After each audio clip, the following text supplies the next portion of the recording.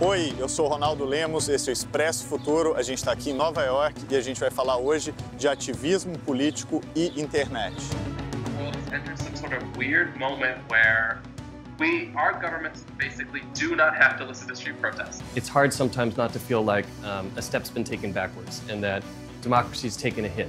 How do you then turn the energy that you create into lasting change?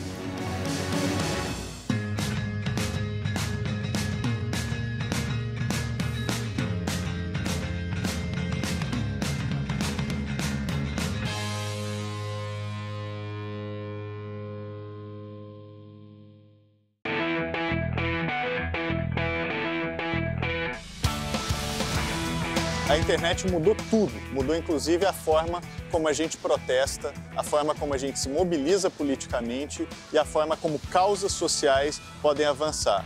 Então a gente está vivendo um momento em que o papel político da internet está ficando cada vez mais claro.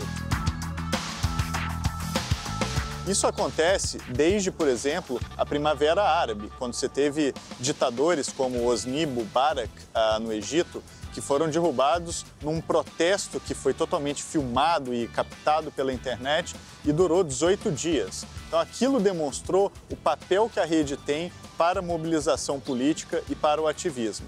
No entanto, é preciso tomar cuidado para ver quais são as facetas desses movimentos que começam a surgir por meio da tecnologia. Tem gente que acha que a gente está vivendo uma crise na forma tradicional de fazer protesto. Então aquela coisa de ir para as ruas, ocupar a cidade, etc., está começando a perder a sua eficácia nesse mundo ultraconectado que a gente vive hoje. Uma das pessoas que pensam assim é o Micah White. Ele é nada mais, nada menos do que a pessoa que criou o Occupy Wall Street. Ele estava lá no momento inicial, ele criou a ideia, ele participou da mobilização e ele escreveu recentemente um livro muito interessante onde ele critica justamente as formas tradicionais de protesto. E ele pensa como é a forma atual de se protestar nesse mundo ultraconectado. Vamos falar com ele. So, Micah, the first question I have for you is about the way that people do protest in the world of today. What do you think should change for protests coming from social movements to become effective once again? Well, that's the golden question, of course, because everyone's wondering why is it that we can have these mass mobilizations that are so large and at the same time seem to not yield the results that we want. When we get into the streets with millions of people, we're basically enacting this kind of democratic performance that says, you know, we the people together in the streets are somehow have a greater power than our elected representatives. And I think that that's what's broken. Basically that it's not possible to manifest a form of sovereignty higher than your governments through street protests alone. That means that movements have to think through the question of, well, how do we attain sovereignty in today's world? And it seems to be that we have two options. One, we can win wars, or we can win elections. I think that the world has entered some sort of weird moment where our governments basically do not have to listen to street protests. I think that you could trace it back really to the 2003 global anti-war march on February 15, 2003. All over the world, in every single country, there was anti-war protests. Everyone said no to the war. And Tony Blair and George Bush, they went to war anyways a month later. And I think from that point forward, Western governments, whether it's Obama or Trump, they agree. We don't have to listen to these protests. That's really what's at stake, is that you cannot achieve a form of power over our governments through the street protests alone. Your book is interestingly titled The End of Protest, and you talk a lot about Occupy and your experience there. Why do you think it failed?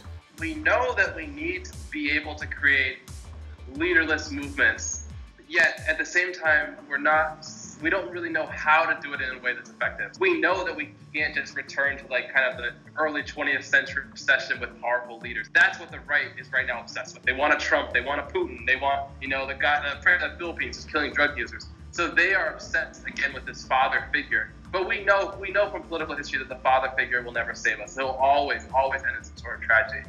So leaderlessness and the power of Anonymous and the power of Occupy Wall Street is that leaderlessness does hold the key But as it's conceived of right now, it's ineffective. It's ineffective because it is unable to make complex decisions. That's really fundamentally the problem right now, is that you might not like the decisions that Donald Trump is making. At least he's capable of making a decision.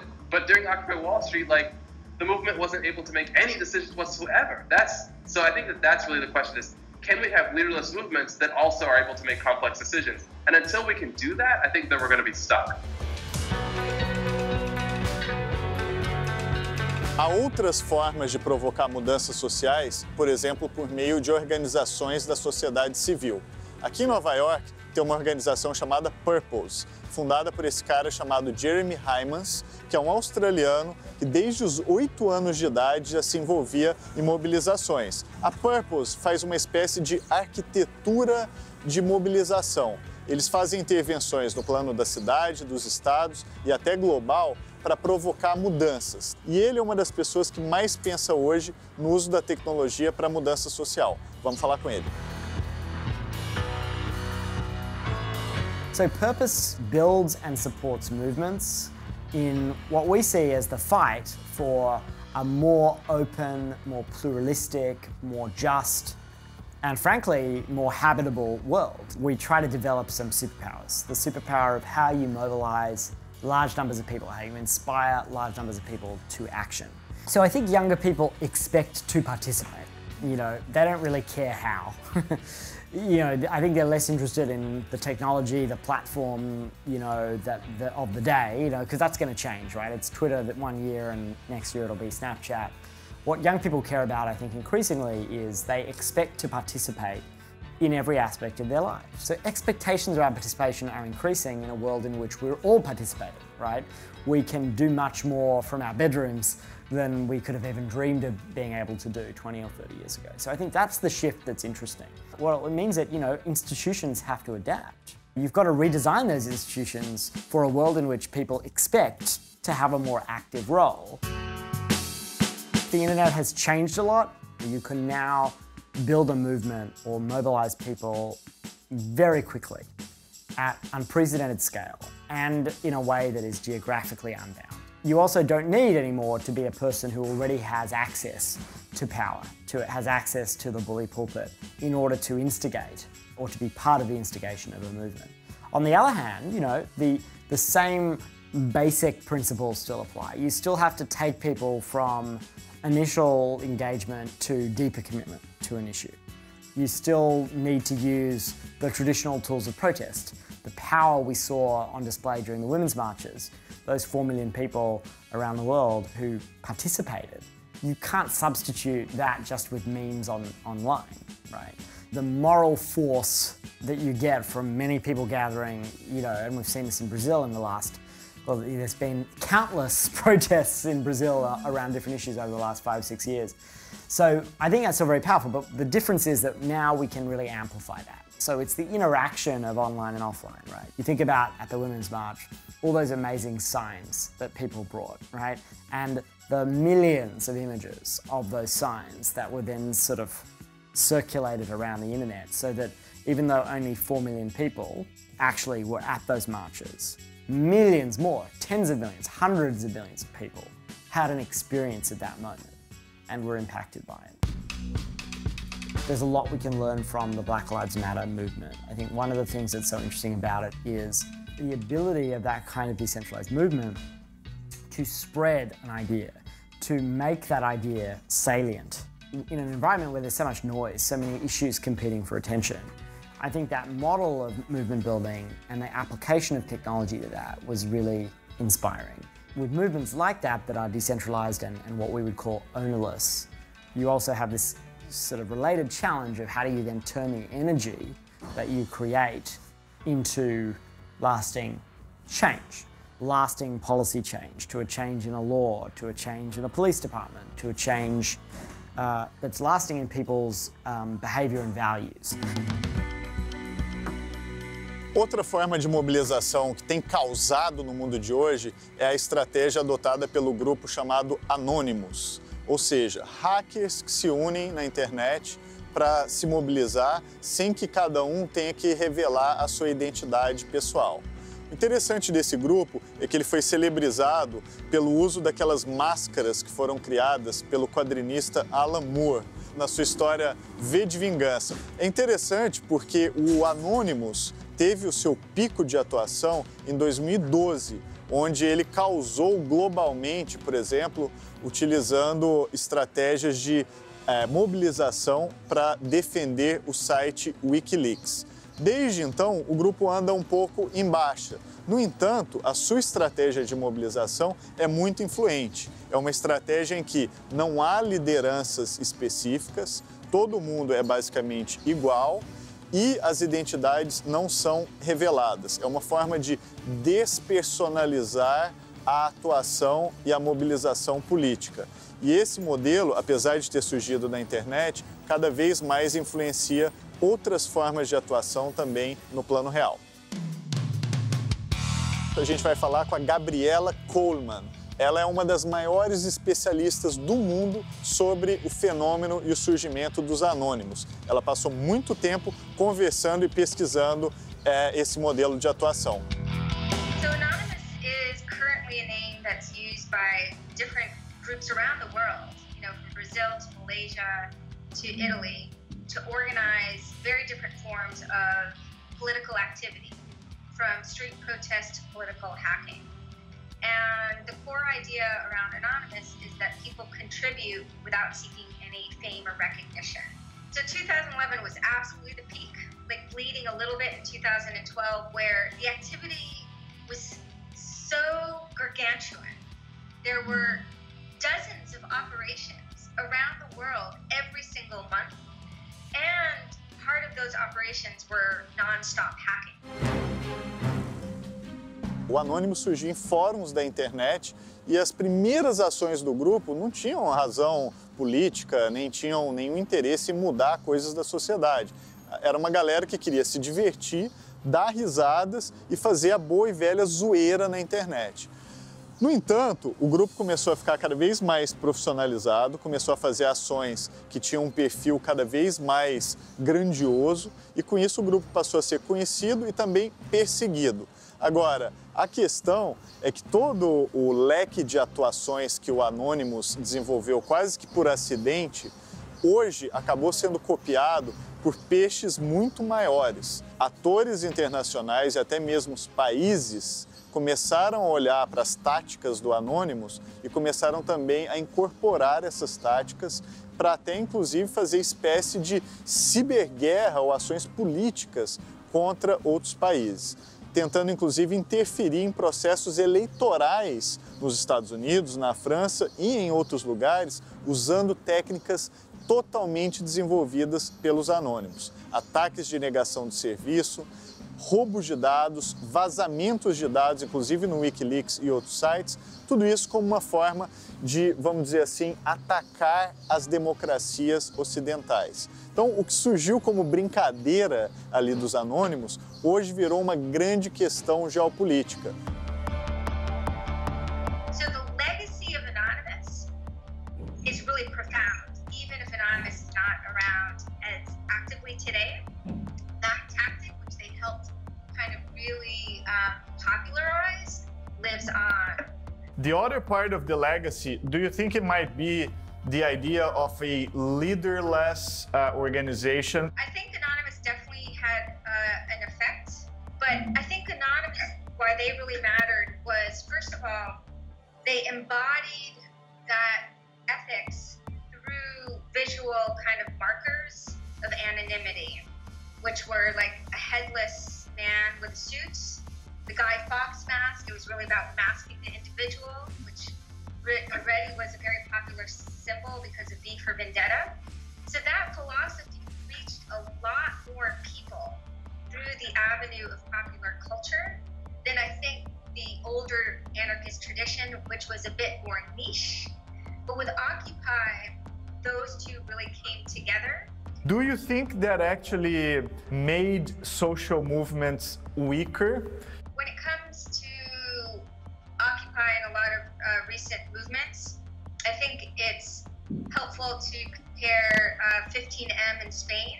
The effects of 15M in Barcelona and Madrid are very tangible today. That movement was, also based on not having leaders, but they made that transition from a protest movement, which can only go so far, right? And then you have to be really well organized to think about how you can take the reins of power to institute more material changes. And they were able to make that transition.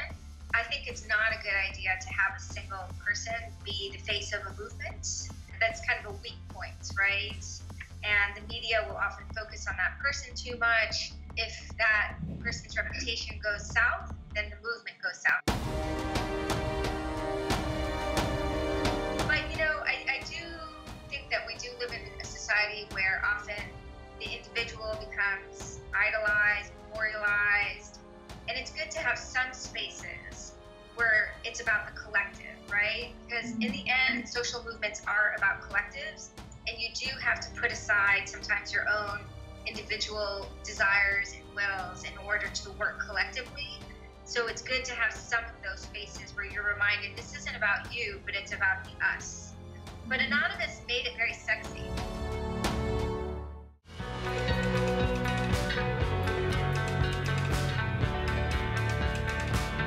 Outra questão muito importante é o tema da manipulação política usando tecnologia. Em 2013, um pesquisador da Universidade de Oxford publicou um trabalho que foi considerado um divisor de águas nesse setor.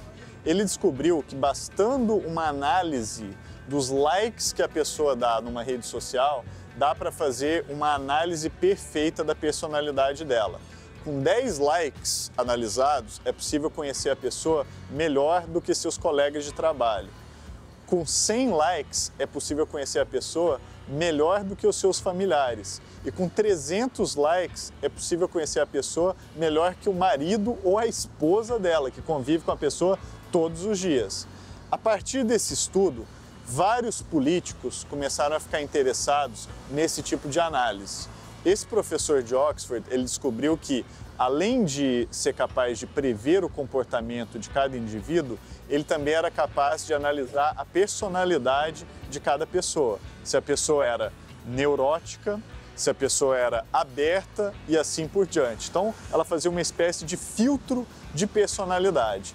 A questão é que, logo, teve gente querendo usar esse tipo de conhecimento para fazer manipulação política. Várias pessoas chegaram nesse pesquisador, inclusive oferecendo dinheiro para ele, e ele se recusou a fazer qualquer tipo de pacto para uso político da sua descoberta. No entanto, um outro colega dele, chamado Alexander Kogan, que também era professor na Universidade de Cambridge, resolveu pegar todas as descobertas do seu colega e transformar aquilo numa empresa. Surgiu então a chamada Cambridge Analytica, uma empresa que está cada vez mais fazendo campanhas políticas pelo mundo baseadas em análise comportamental sua, minha e de todas as pessoas que estão na internet, justamente para criar mensagens políticas que sejam as mais capazes possíveis de influenciar a sua decisão e o seu comportamento. Então, quando você ouvir alguma mensagem direcionada a você, lembre-se que aquilo pode ser produto de uma análise daquilo que você faz na internet e aquilo está buscando, na verdade, manipular o que você pensa. Essa história é cada vez mais familiar para pessoas também no Brasil. Por quê? Porque cada vez mais tem empresas fazendo análise psicológica para mandar mensagens políticas para você, para mim e para todos os eleitores do país. Por exemplo, como o Brasil está vivendo uma crise há tanto tempo, o nível de neurose entre as pessoas está cada vez maior.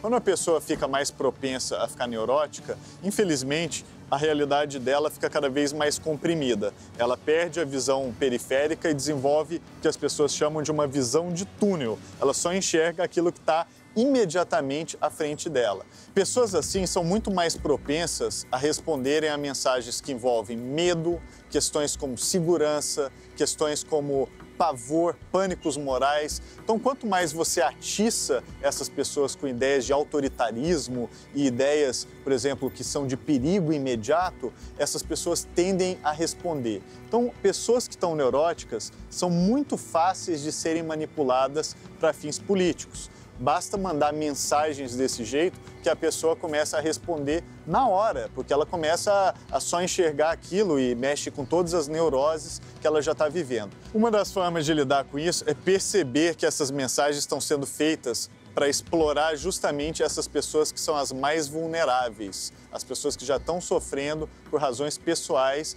e acabam sendo capturadas por mensagens políticas. Vale a pena, então, prestar atenção nisso, ver se isso está acontecendo com alguém que você conhece, para, obviamente, fazer alguma coisa. Quanto mais a gente ajudar aquela pessoa, a gente está ajudando também a própria sociedade e, inclusive, a diminuir a possibilidade de manipulação política. Uma das vertentes do ativismo no mundo de hoje é proteger a própria internet. A internet que se tornou uma infraestrutura crítica, importante para tantas coisas que a gente faz. As tentativas de fecharem, de censurarem ou de controlarem a internet só crescem. E é por causa disso que surgiu a Access Now, uma organização da sociedade civil aqui de Nova York que atua globalmente em defesa dos interesses dos usuários da rede. A gente vai falar agora com o Deji Bryce Olokutum.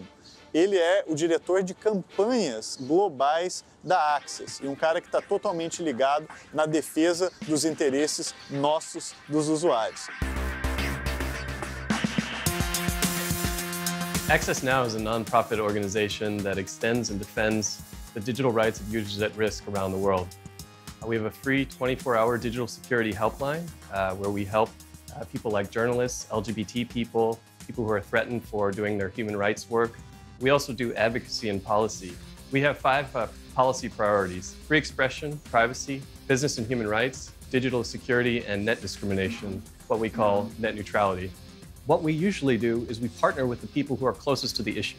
We want to understand how they think we can make the best change. Sometimes it's actually just going and having a visit with a lawmaker in Congress, for example. Sometimes it's going outside the office of a corporation and holding up a sign. Sometimes it's online activism using a hashtag. So it really depends. We've seen very effective solutions in different places. Technology has changed activism because with the birth of the internet, people have the ability to campaign on their own. They have the tools in their hands. Things like smartphones empower them to speak directly with decision makers and other stakeholders. So it's been an incredible activating tool for communities that are trying to determine their own futures and ask for what they want. I think the online world and technology is here to stay. We have to embrace it, but I think it's a mistake to think that we can solve our problems and seek social justice by relying on them totally. So instead, what I think it will be is a mix. There's some very exciting innovation. The risk is that people who trample on human rights are also acquiring these tools. Governments and some other stakeholders sometimes use those tools, technology and other kinds of technology to clamp down on people and to prevent them from seeking their goals by monitoring them. So at Access Now, what we see, it's not an arms race, but we always have to try to keep ahead.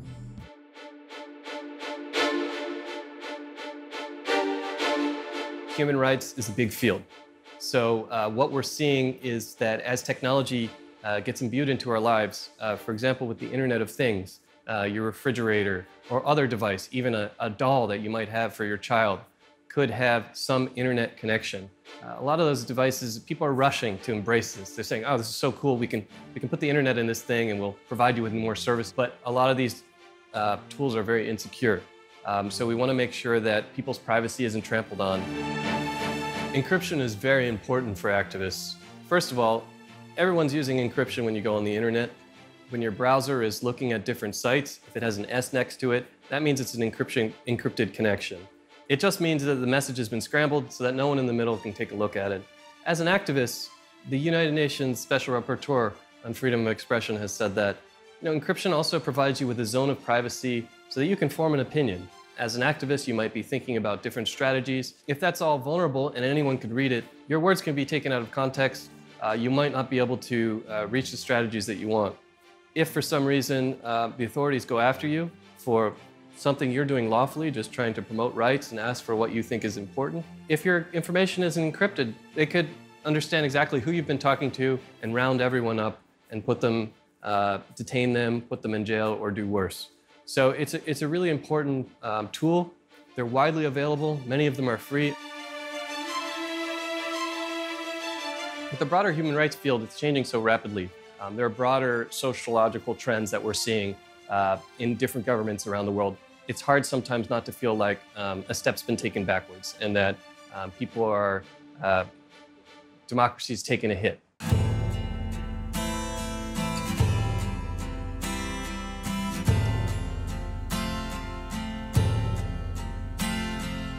A gente está vivendo numa sociedade que fica cada vez mais complexa. Então é óbvio que a política, as demandas sociais, tudo isso vai ficando cada vez mais complicado.